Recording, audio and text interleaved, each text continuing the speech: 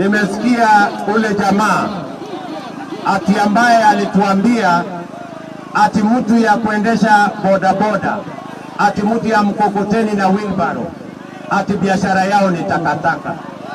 Ati nimesikia tena jana amesema biashara ya watu wa mtumba, ati wanafanya biashara na bidhaa ya watu maiti. Mimi nataka niwaambie wale wanafanya biashara ya mtumba, watu karibu milioni 2 wanafanya hiyo biashara.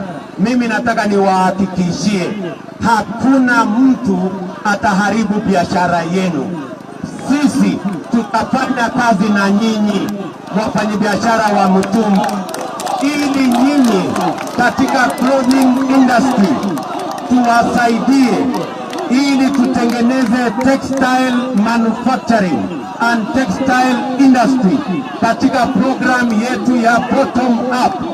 Nyinyi ndio mtakuwa investors katika textile industry ambayo itatupatia nafasi ya kukuza kutoka mitumba mpaka ifike ile kiwango ya juu, ile ya watu ambao wanatumia katika industry kubwa.